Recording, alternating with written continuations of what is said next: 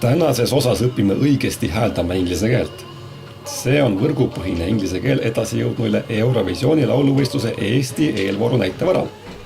Enamus eestlasi panevad inglise keelt lõdvalt. Nad on seda YouTube'ist õppinud. Häda on mõnikord hääldusega. Minul oli Eurovisiooni Eesti eelvoorus 2 lemmikut. Üks on see How you know ja teine on see Fiu me now.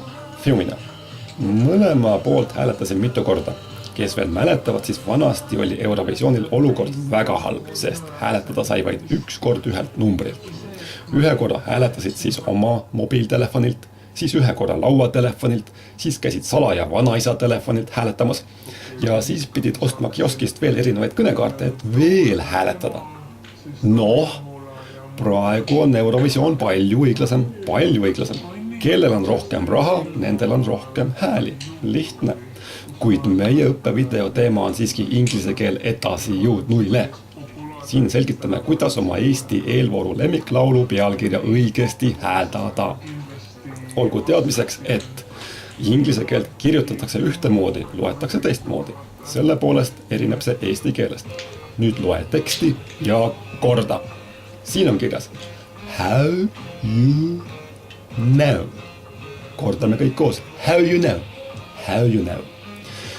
Ja nüüd, kui see on selge, siis proovime järgmist pealkirja. Fiu me now. Võib ka silbitada. Fiu me now. Ehk siis fiu me now. Õige häändus on mul siin kirjas. Vaadake oma silmadega.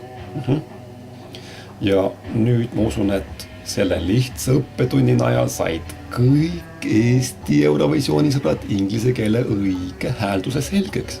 Nii tore. Terve maailm saab meist nüüd aru. Et siis how you know ja fiu me now kõigile. Kuulmiseni ja nägemiseni ja head harjutamist. How you know. Fiu me now. Hamburger. Fiu me now. How